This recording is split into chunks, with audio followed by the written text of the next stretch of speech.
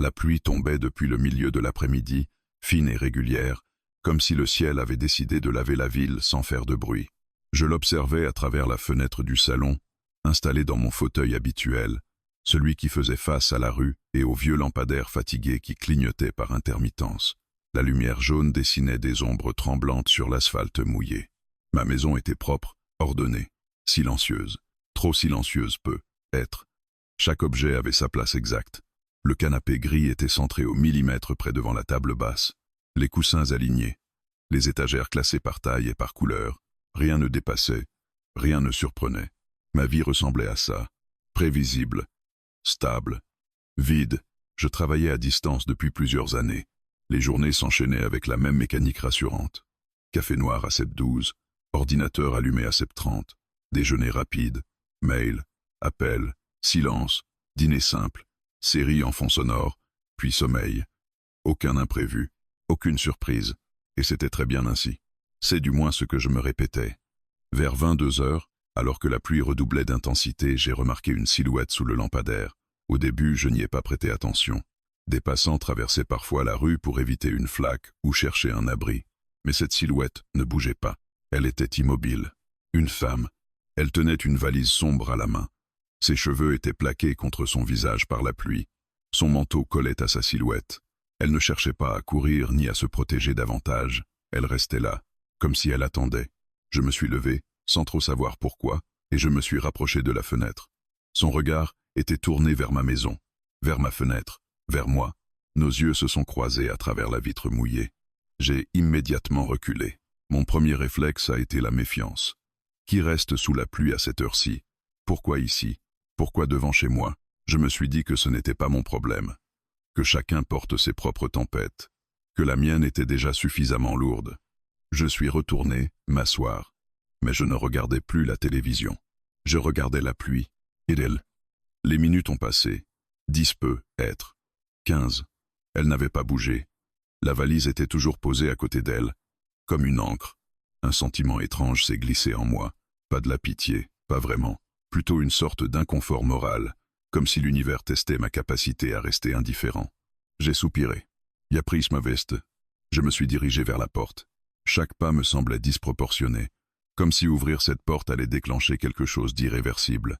Quand j'ai tourné la poignée, l'air froid m'a frappé au visage. La pluie était glaciale. Elle m'a regardé approcher. Son expression n'était ni suppliante, ni dramatique. Juste fatiguée. « Vous attendez quelqu'un » ai-je demandé, la voix plus ferme que je ne le ressentais. Elle a hésité une seconde. « Non. » Sa voix était douce, mais cassée par le froid. « Vous êtes perdu » Elle a légèrement secoué la tête. « Pas exactement. » Le silence s'est installé entre nous. La pluie crépitait autour. Je ne savais pas quoi faire de plus. Je n'étais pas habitué aux interactions spontanées. « Il y a un hôtel à 3 rues d'ici, » ai-je ajouté. Elle a esquissé un sourire fatigué. Complète. Elle n'a pas développé. Elle n'a pas inventé une histoire dramatique. Elle n'a pas pleuré. Elle s'est contentée de rester là, sous la pluie. Puis elle a ajouté, presque en murmurant, « Je ne demande rien d'important. Juste un endroit sec pour la nuit. » Ces mots ont flotté entre nous. Juste pour la nuit. Je savais que je devais dire non. Un inconnu. Une inconnue. C'était imprudent. Irrationnel. Mais je voyais ses doigts trembler autour de la poignée de sa valise. Je me suis surpris à imaginer ma propre porte fermée si j'avais été à sa place. Et sans réfléchir davantage, j'ai entendu ma propre voix répondre « J'ai un canapé ». Elle a levé les yeux vers moi. Surprise, je partirai demain matin. Ce n'est qu'un canapé, ai-je insisté. Elle a hoché la tête, comme si elle acceptait un contrat tacite. Nous avons traversé la rue ensemble. La pluie semblait plus forte encore.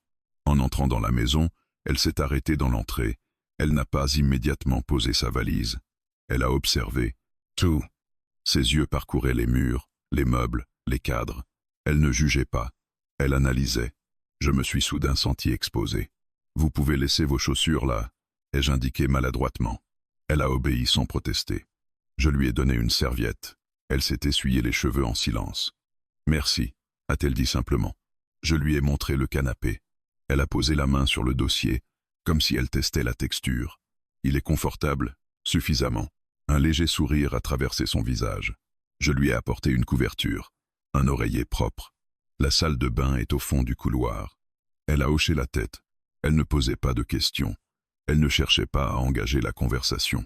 Pourtant, sa présence remplissait déjà l'espace. Je me suis rendu compte que ma maison, si silencieuse d'habitude, respirait différemment. Avant d'aller me coucher, je me suis arrêté au seuil du salon. Elle était assise sur le canapé, les cheveux encore légèrement humides, la couverture autour des épaules. Elle regardait les étagères. « Vous vivez seule depuis longtemps ?» a-t-elle demandé sans me regarder. La question m'a pris au dépourvu. « Oui, ça se voit. » Je n'ai pas su si c'était une critique. « Comment ça ?» Elle a enfin tourné les yeux vers moi. Tout est à sa place. Rien ne dépasse. Je n'ai rien répondu. Elle n'a pas ajouté un mot. Je suis monté dans ma chambre, avec une sensation étrange.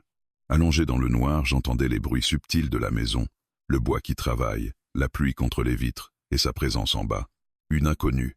Sur mon canapé, je me suis demandé si j'avais fait une erreur. Si demain elle disparaîtrait sans un mot, ou si cette nuit n'était pas simplement une parenthèse. Je ne connaissais ni son nom ni son histoire, mais quelque chose me disait que ce n'était pas le hasard qui l'avait placée sous mon lampadaire. Et tandis que la pluie continuait de tomber, régulière et insistante, j'ai compris que ce n'était pas seulement elle que j'avais laissée entrer dans ma maison. C'était une fissure, une faille dans l'ordre parfait que j'avais construit autour de moi. Je me suis retourné dans le lit, incapable de trouver le sommeil.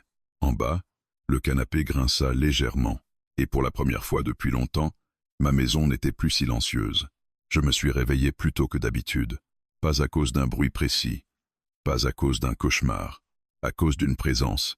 Il m'a fallu quelques secondes pour me rappeler. La pluie, la valise, le canapé, elle était en bas. Un léger parfum de café flottait déjà dans l'air. Je me suis redressé brusquement. Je n'avais jamais programmé de cafetière automatique. Mon café, je le préparais moi-même, chaque matin, selon un rituel précis. 2 cuillères rases, eau à 90 degrés. 3 minutes d'infusion. Toujours pareil. Je suis descendu lentement les escaliers. La lumière du matin entrait à travers les rideaux ouverts. Je les fermais toujours le soir. Toujours. Elle était dans la cuisine, debout, calme, comme si elle connaissait déjà les lieux. Elle portait la même tenue que la veille, mais ses cheveux avaient séché en ondulations souples autour de son visage. Elle se tourna vers moi, tasse à la main. « Bonjour ». Sa voix n'était plus cassée par le froid. Elle était posée. « Bonjour ». Je me suis arrêté au milieu de la pièce. « J'espère que ça ne vous dérange pas, j'ai trouvé le café. » Je regardais la cafetière.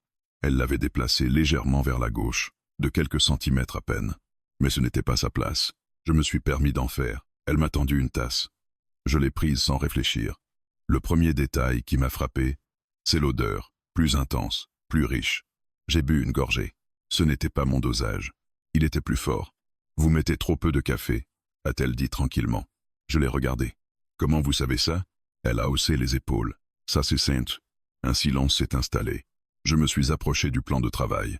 Elle avait aussi déplacé le sucrier et la corbeille de fruits. Rien d'extravagant, mais rien n'était exactement comme hier. « Vous dormez peu ?» a-t-elle demandé en observant mon visage. « Assez. Vous avez des cernes. » Je n'ai pas répondu.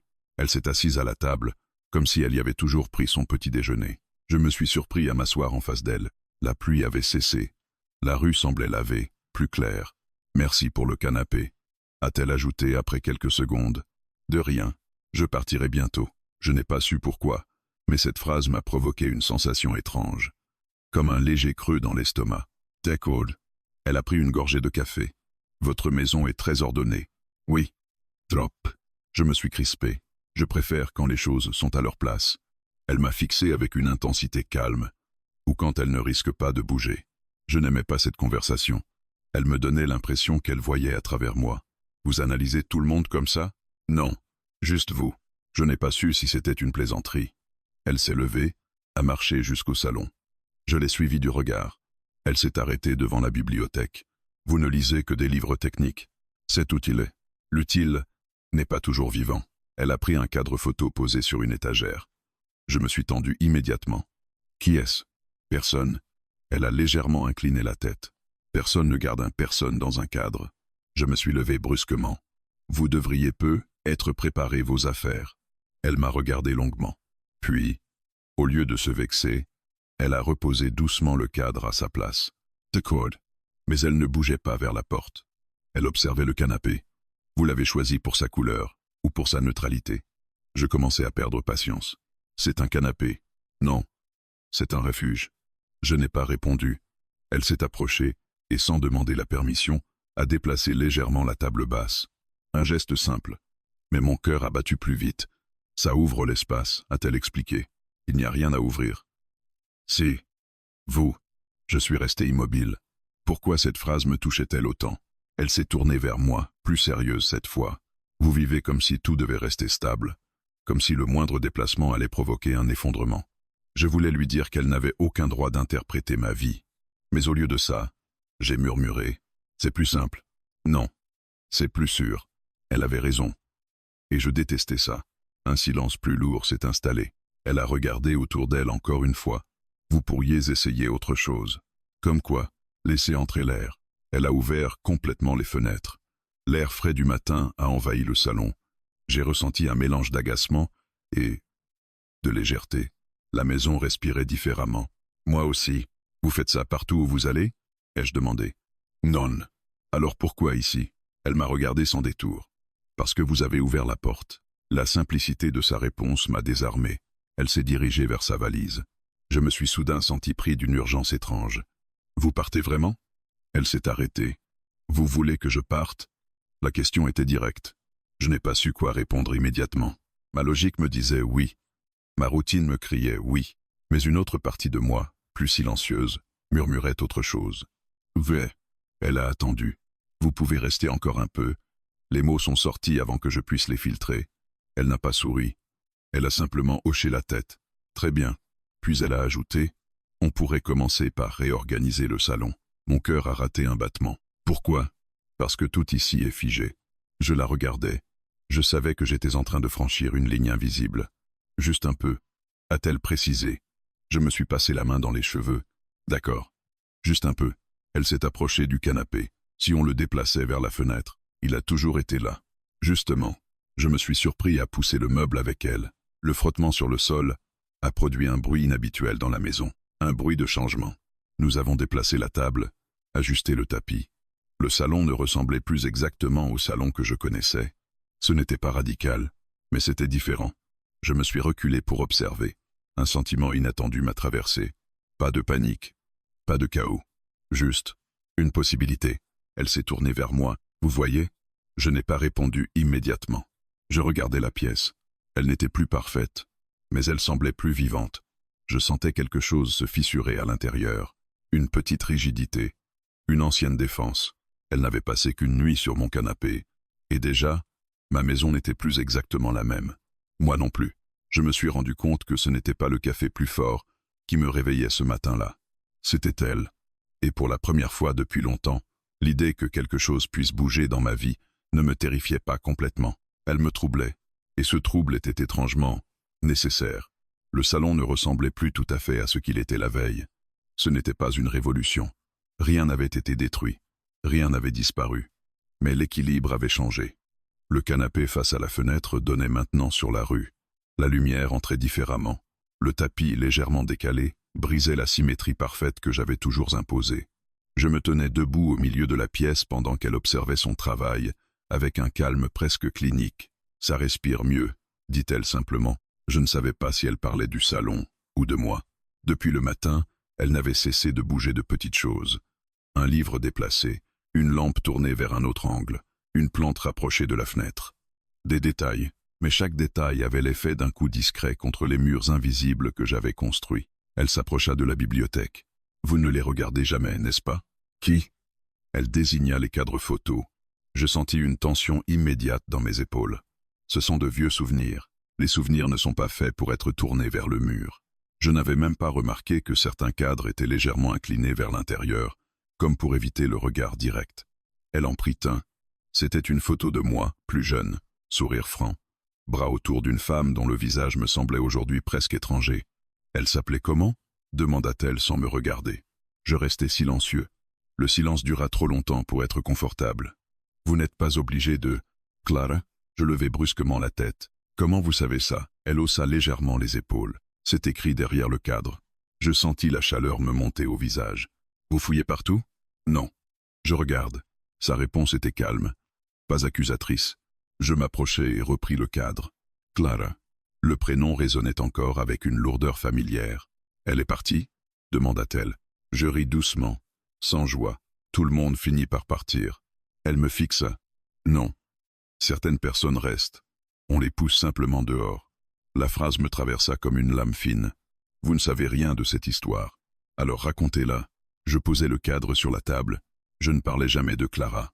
Pas aux collègues, pas aux rares amis que je voyais encore.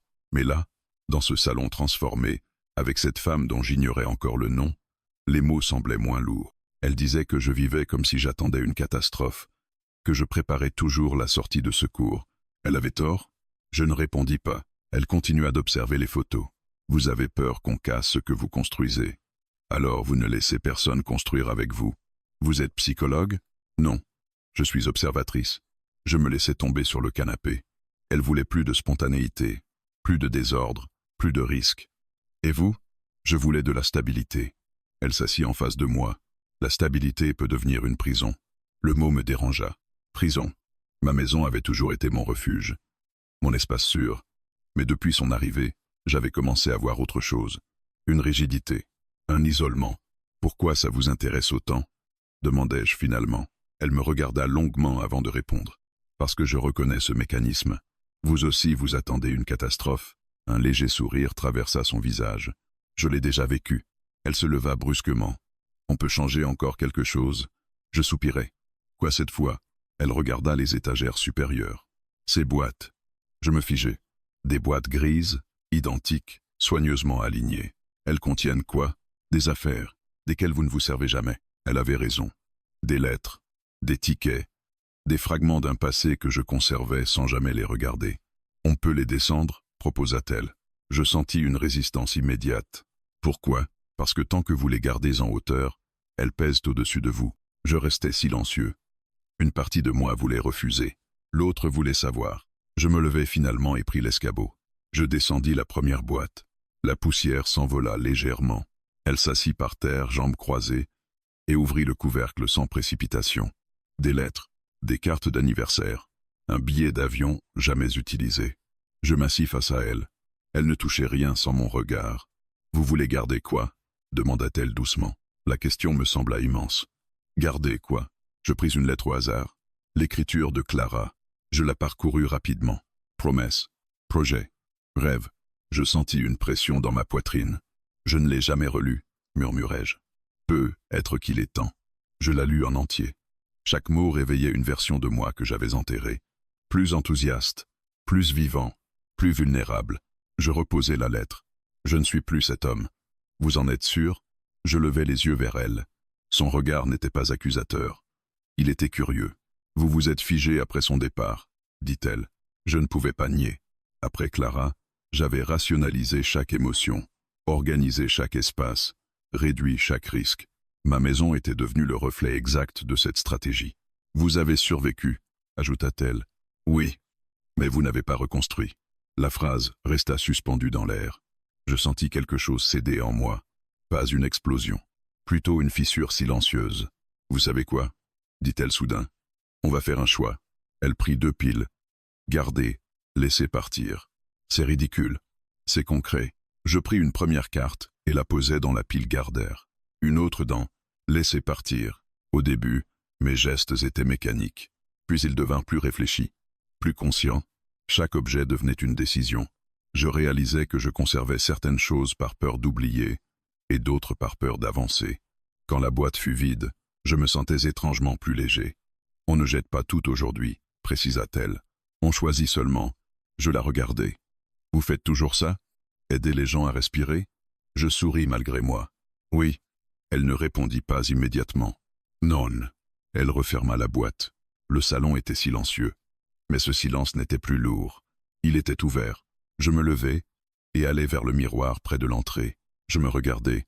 Le reflet me semblait légèrement différent. Pas physiquement, mais dans l'expression, comme si une tension ancienne s'était légèrement desserrée. « Vous voyez quelque chose ?» demanda-t-elle derrière moi. « Oui. » « Quoi ?» Je pris une inspiration. Quelqu'un qui commence à bouger. Elle hocha la tête, satisfaite. Le soleil perçait désormais entre les nuages. La lumière inondait le salon d'une clarté nouvelle. Les murs n'avaient pas réellement changé, Mais quelque chose en moi avait commencé à tomber. Les murs intérieurs, ceux que je croyais nécessaires, ceux qui m'avaient protégé et enfermé, elle n'était là que depuis 2 jours. Et déjà, je comprenais que ce n'était pas le salon qu'elle transformait. C'était l'architecture invisible de ma propre vie. Les changements ne se sont pas arrêtés au salon. Ils se sont étendus, silencieusement, comme une marée qui monte, sans que l'on s'en rende compte. Au début, je trouvais cela presque stimulant. Elle avait une manière étrange d'entrer dans les espaces physiques et émotionnels sans fracas. Elle n'imposait pas, elle suggérait, elle observait, puis elle agissait avec une évidence déconcertante. Mais ce qui m'avait semblé libérateur les premiers jours commençait à prendre une autre texture, plus dense, plus floue. Un matin, mon téléphone a vibré sur la table du salon. Je sortais de la douche. Quand je suis revenu, elle tenait l'appareil dans la main. « C'était Julien », dit-elle. Je me suis figé. « Tu as répondu ?»« Oui. » Un silence s'est installé. Julien était l'un des rares amis que je voyais encore. Nos conversations étaient brèves, espacées, mais stables. Pourquoi? Elle posa le téléphone calmement. Il proposait de passer ce week-end. J'ai dit que tu étais occupé. Occupé? Oui. Je sentis une chaleur sourde monter dans ma poitrine. Je ne t'ai pas demandé de répondre à ma place. Elle me regarda sans agressivité. Tu n'aimes pas quand il vient. Ce n'est pas la question. Si. C'est toujours la question. Sa certitude me déstabilisa. Tu n'as pas le droit de décider pour moi. Elle soutint mon regard. Je ne décide pas. J'anticipe. Je ne savais pas si je devais me mettre en colère ou réfléchir à ce qu'elle disait. Parce qu'au fond, elle n'avait pas complètement tort. Les visites de Julien me fatiguaient. Il parlait beaucoup. Il me rappelait parfois ce que j'étais avant. Mais c'était à moi de gérer ça. Ne fais plus ça, dis-je finalement. Elle hocha la tête. D'accord. Sa réponse était simple. Sans débat. Pourtant, quelque chose avait changé. Plus tard dans la journée, elle a suggéré que je déplace mon bureau près de la fenêtre. La lumière naturelle améliore la concentration. Je travaillais depuis des années dans le même coin sombre du salon. C'était devenu une habitude. Ça me va comme c'est. Tu te fatigues plus vite. Je levai les yeux vers elle. Tu observes tout, n'est-ce pas? Oui. Elle ne s'en excusait pas. Nous avons déplacé le bureau. Encore une fois, le frottement des meubles sur le sol produisit ce son étrange que j'associais désormais au changement. Je me suis assis à mon nouvel emplacement. La lumière me frappait directement le visage. Je plissai les yeux. « Tu t'y habitueras », dit-elle doucement. Ce soir-là, elle a préparé le dîner sans me consulter. Des légumes frais, du poisson. « Tu manges trop de choses rapides », expliqua-t-elle. Je la regardais couper les ingrédients avec assurance. « Depuis quand tu vis ici ?» Elle esquissa un léger sourire. « Depuis que tu m'as offert le canapé », sa manière de le dire me troubla. Ce n'était plus « chez toi », c'était devenu « ici ». Progressivement, ses affaires avaient quitté la valise. Un pull sur le dossier d'une chaise, une brosse à cheveux dans la salle de bain, un livre posé sur la table basse. La valise elle-même n'était plus fermée. Je remarquais tout, mais je ne disais rien, parce que, malgré tout, je me sentais moins seul, moins figé. Un soir, elle s'est assise en face de moi pendant que je travaillais. « Tu devrais chercher autre chose. » « Autre chose que quoi? Ce travail ?» Je levai les yeux, surpris. « Pourquoi? Tu n'as aucune passion quand tu en parles. » Je fronçai les sourcils. « Ce n'est pas censé être passionnant. C'est stable. » Elle pencha légèrement la tête. Toujours ce mot. Je soupirai. La stabilité n'est pas un défaut, non. Mais elle ne doit pas être ton unique objectif. Ces paroles me dérangeaient. Elles ouvraient des zones que je préférais laisser fermées. Tu veux que je fasse quoi? Que je quitte tout du jour au lendemain? Non. Je veux que tu te demandes pourquoi tu ne l'as jamais envisagé. Je restai silencieux. Cette question était plus dangereuse qu'une critique. Elle me forçait à regarder mes propres limites. Les jours suivants, je me surpris à penser à ce qu'elle disait. Au travail, sous la douche, en me couchant, elle ne répétait pas ses suggestions. Elle les laissait flotter. Et c'était peu, être encore plus puissant.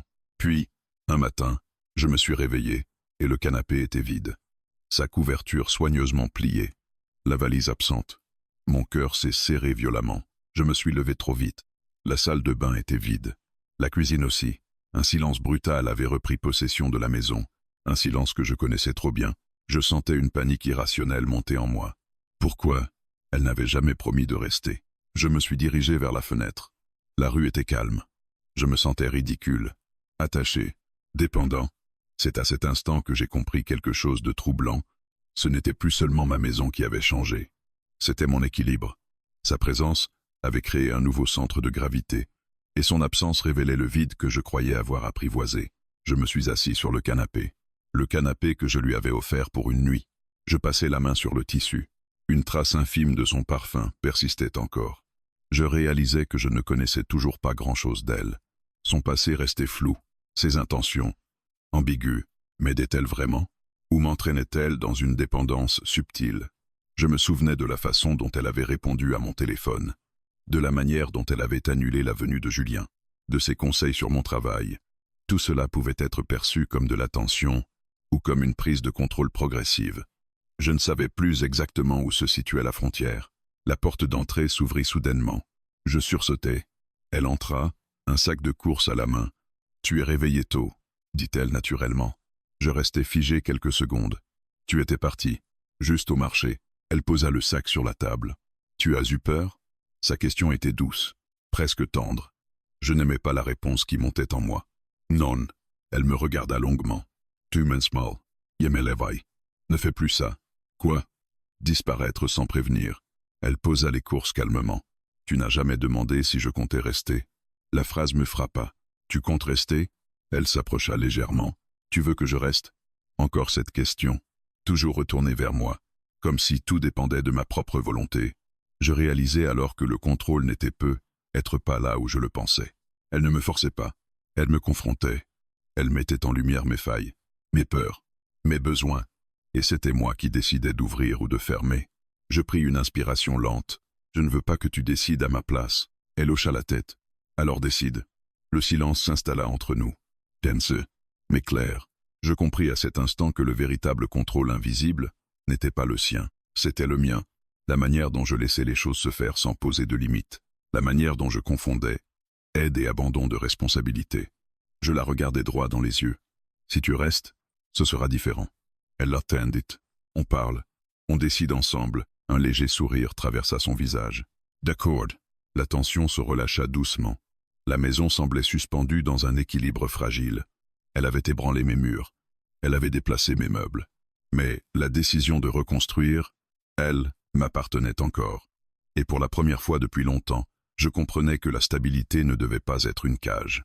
Elle pouvait devenir un choix, à condition que ce choix soit conscient. La conversation de la veille avait laissé une trace, invisible mais présente. Depuis que j'avais posé des limites ou tenté de le faire, quelque chose s'était rééquilibré entre nous.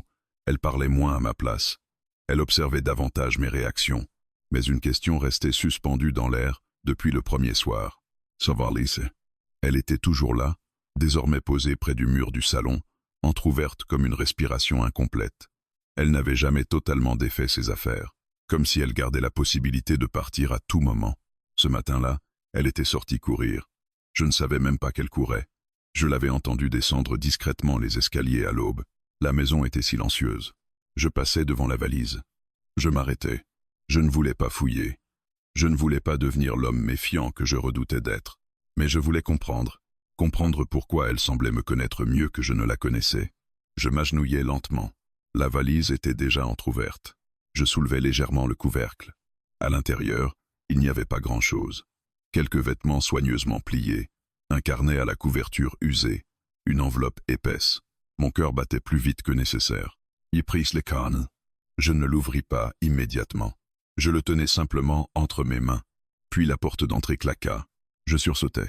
Elle entra, essoufflée, les joues rosies par l'air frais.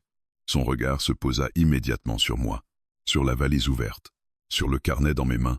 Un silence dense s'installa. « Tu aurais pu demander », dit-elle calmement. Je me redressai lentement. J'allais le faire. Ce n'était pas totalement faux. Elle s'approcha sans précipitation. « Qu'est-ce que tu cherches ?» Je soutins son regard. La vérité. Elle ne sembla ni surprise ni blessée. Elle s'assit en face de moi. « Alors, pose les bonnes questions. » Je restai quelques secondes sans parler. « Tu es vraiment arrivé ici par hasard ?» Elle prit le carnet dans mes mains et le posa doucement sur la table. « Non. » La réponse tomba sans détour. Je sentis un froid glisser dans ma poitrine. « Tu savais où j'habitais ?»« Oui. » « Depuis quand ?» Elle inspira lentement. « Depuis 2 semaines avant cette nuit-là, le monde autour de moi sembla se contracter légèrement. 2 semaines ? Je suis passé devant ta maison plusieurs fois. » Je me levai brusquement. « Pourquoi ?» Elle resta assise. Calme. Parce que je te cherchais. Le mot résonna étrangement. Me chercher? Oui. Je sentais la colère monter, mêlée à une confusion violente. On ne se connaît pas. Pas officiellement. Mon esprit tentait de rassembler les pièces. Explique-toi. Elle se leva enfin. Il y a 3 ans, j'ai assisté à une conférence que tu donnais. Je restais figé. Une conférence. J'en avais donné une seule, après le départ de Clara. Un événement professionnel sur la gestion des risques et la stabilité organisationnelle. Tu étais dans le public? Elle hocha la tête. Tu as parlé pendant 1 heure de sécurité, de prévisibilité, d'anticipation. Je ne comprenais toujours pas. Et alors? Tu avais l'air convaincant. Elle me fixa intensément. Mais tu avais l'air vide. Le mot me frappa plus fort que je ne voulais l'admettre. Tu ne me connaissais pas. Non. Mais je me suis reconnu. Le silence fit lourd. Après la conférence, j'ai voulu te parler. Tu es parti immédiatement. Je me souvenais vaguement de cette soirée. Je m'étais éclipsé dès la fin, incapable de supporter les échanges superficiels. Alors tu m'as suivi pendant 3 ans? Sa voix se fit plus ferme. Non. Elle s'approcha de la fenêtre. J'ai traversé quelque chose de difficile. Une relation toxique. Une perte. Une fuite. Elle marqua une pause. Et quand je suis revenu en ville récemment, j'ai pensé à toi. Pourquoi moi? Parce que je savais que tu comprenais la peur de l'effondrement. Je restais immobile. Alors tu as décidé d'apparaître sous ma fenêtre? Elle hocha lentement la tête. Oui. Sous la pluie. Avec une valise. Oui. Je passais une main sur mon visage. Je me sentais manipulé. Et en même temps, étrangement choisi. Tu as orchestré tout ça. Non. Je n'ai rien orchestré. Je t'ai donné une occasion. Je ris nerveusement. Une occasion? Oui. De faire ce que tu n'aurais jamais fait seul. Je la regardais. Tu savais que j'ouvrirais la porte? Elle hésita pour la première fois. Je l'espérais. Cette nuance était importante. Et si je ne l'avais pas fait, je serais parti. Sa voix ne tremblait pas. Je marchais quelques pas dans le salon. Tu as joué avec ma solitude. Non. J'ai parié sur ton humanité. La phrase me coupa court. Je repensais à cette nuit. À mon hésitation, à ma décision. C'était moi qui avais ouvert la porte. Moi qui avais proposé le canapé. Moi qui l'avais laissé déplacer les meubles. Elle ne m'avait forcé à rien. Pourquoi moi? Répétai-je plus doucement. Elle me regarda longuement. Parce que je savais que tu étais coincé. Et tu voulais me sauver? Un léger sourire triste traversa son visage. Non. Je voulais me sauver aussi. Ces mots changèrent quelque chose. Comment ça? Elle ouvrit enfin le carnet et le posa devant moi. Les premières pages étaient remplies d'observations, des notes sur ses peurs, sur ses schémas répétitifs, sur sa tendance à choisir des hommes émotionnellement indisponibles. Puis, plus loin, une page mentionnait mon nom. Mon cœur accéléra. J'ai écrit que si je voulais changer, je devais faire quelque chose d'inconfortable. Elle leva les yeux vers moi, aller vers quelqu'un qui vivait dans la même prison que moi. Je sentais la colère s'effriter, remplacée par quelque chose de plus complexe. Donc je suis une expérience? Non. Elle referma le carnet. Tu es un miroir. Le mot me déstabilisa. Je n'ai jamais voulu te manipuler. Pourtant tu as choisi le moment, le lieu. Oui, mais pas tes décisions. Elle s'approcha. Chaque changement ici, tu l'as accepté. Je savais qu'elle disait vrai. Elle n'avait rien imposé de force. Elle avait proposé, insisté parfois, mais toujours laissé l'ultime choix entre mes mains. Et maintenant? Demandai-je. Elle prit une inspiration lente. Maintenant, tu sais que je ne suis pas arrivé par hasard. Et tu comptes rester. Elle hésita. Ça dépend. De quoi? De si tu me vois encore comme une intrusion ou comme une possibilité. Le silence retomba. Je regardais autour de moi. Le salon transformé. Les boîtes triées. Le bureau près de la fenêtre. Rien de tout cela n'avait détruit ma vie. Au contraire, ça l'avait réveillée. Je me tournai vers elle. Je déteste ne pas contrôler les choses. Je sais. Mais je commence à comprendre que le contrôle n'est pas la même chose que la sécurité. Elle hocha doucement la tête. Je m'approchai de la valise. Je la refermai. Puis je la poussai contre le mur, loin de la porte. Si tu restes, ce ne sera plus un passage. Elle me regarda, attentive.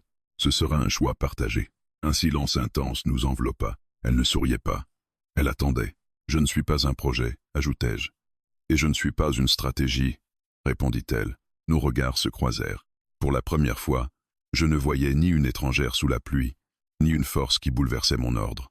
Je voyais quelqu'un qui avait osé frapper à ma porte volontairement, et je voyais un homme qui avait osé ouvrir. La vérité derrière la valise n'était pas un piège. C'était une intention. Imparfaite, risquée, mais sincère. Et pour la première fois depuis longtemps, je comprenais que ma vie n'avait pas été envahie. Elle avait été provoquée à évoluer. La question n'était plus de savoir si elle devait partir. La question était de savoir si j'étais prêt à avancer sans me cacher derrière mes murs. Le lendemain de notre conversation, la maison semblait différente, pas transformée, pas bouleversée, mais consciente, comme si les murs eux-mêmes avaient entendu ce que nous avions enfin mis en mots. Je me suis réveillé tôt, encore une fois. L'habitude ne m'avait pas quitté, mais ce matin-là, je ne ressentais ni tension ni anticipation. Seulement une lucidité étrange. Elle dormait encore sur le canapé, non pas parce qu'elle n'avait pas le droit d'entrer dans ma chambre, mais parce que nous avions décidé de ne pas précipiter les choses. Choisir. Cette fois, je descendis silencieusement. La lumière du matin baignait le salon. Je m'arrêtai quelques secondes. Elle dormait profondément, le visage apaisé. Sa respiration était régulière. Je réalisais que, depuis son arrivée, je n'avais jamais vraiment observé son sommeil. Toujours trop occupé à analyser son impact sur moi. Je m'assis dans le fauteuil face à elle. Le canapé, tout avait commencé là. Un geste impulsif, une décision presque irrationnelle. Je repensais à la pluie, à la valise, à son regard sous le lampadaire. Si j'avais fermé la porte ce soir-là, ma vie serait encore identique. Stable, silencieuse, intacte, mais quelque chose en moi serait resté figé. Elle bougea légèrement, puis ouvrit les yeux. Elle me vit immédiatement. « Tu me regardes depuis longtemps ? Assez. » Elle esquissa un sourire.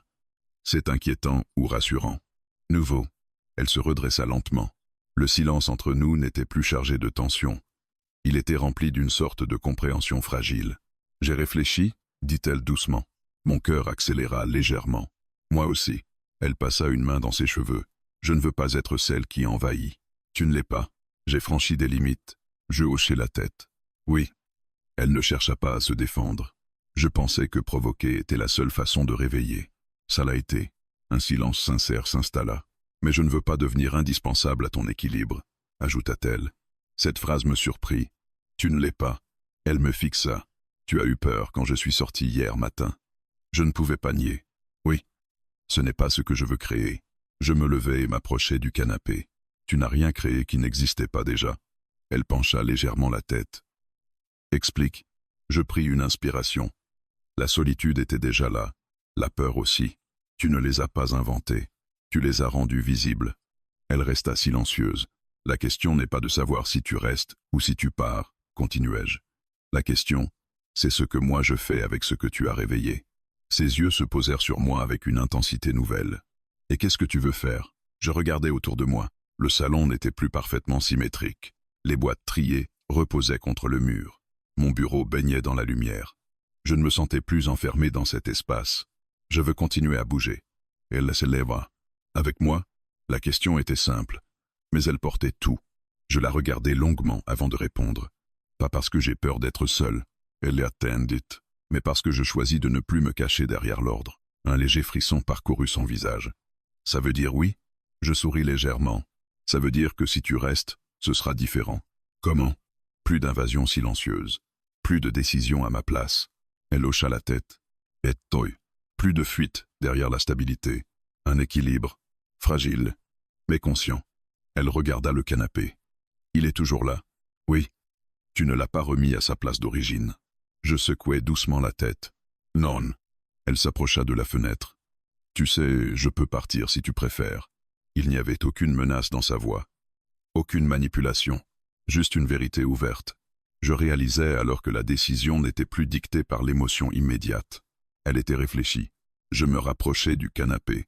Je passai la main sur le tissu. Ce canapé n'était qu'un meuble. Elle me regarda. Et maintenant, c'est le début d'un choix. Un silence s'installa. Puis, je fis quelque chose d'inattendu. Je saisis le canapé d'un côté. Aide-moi. Elle hésita une seconde, puis posa ses mains sur l'autre extrémité. Nous le déplaçâmes lentement vers le centre de la pièce. Pas vers l'ancien emplacement, vers un endroit nouveau. Ni contre le mur, ni totalement face à la fenêtre. Un espace intermédiaire. « Pourquoi ici ?» demanda-t-elle. Je me redressai. Parce que ce n'est ni le passé, ni la rupture totale. Elle comprit immédiatement. C'est un choix conscient. Je hochai la tête. La pièce semblait différente encore une fois, pas bouleversée, équilibrée autrement. Je la regardais. Je ne veux plus vivre comme si tout pouvait s'effondrer à chaque instant. Et si ça s'effondre? Je pris une inspiration profonde. Alors je reconstruirai. Ses yeux se remplirent d'une douceur inattendue. Sans figer tout autour de toi, sans figer tout autour de moi. Le silence qui suivit n'était plus celui de la peur. C'était celui d'une décision. Elle s'approcha lentement. Je ne suis pas venu pour te sauver. Je sais. Et tu ne m'as pas sauvé non plus. Je sais. Un léger sourire apparut sur son visage. On s'est juste provoqué à changer. Je souris à mon tour. Oui. La pluie ne tombait plus depuis plusieurs jours. Le lampadaire dehors brillait dans une rue sèche. Je regardais à travers la fenêtre. La scène de notre première rencontre semblait appartenir à une autre époque. Je me tournai vers elle. « Tu restes ?» Elle me fixa quelques secondes, puis elle répondit simplement « Oui ». Mais ce « oui » n'avait rien de dépendant, rien d'urgent, rien d'imposé. C'était un « oui » posé, conscient.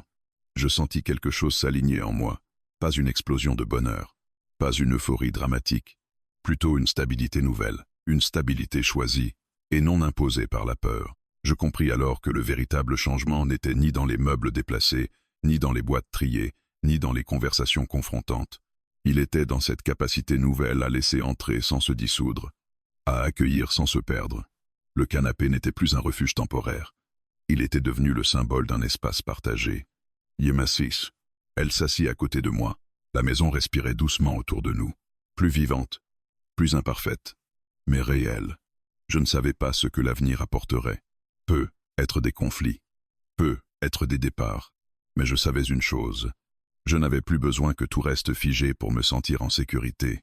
Et pour la première fois depuis longtemps, la stabilité ne ressemblait plus à une prison. Elle ressemblait à un choix,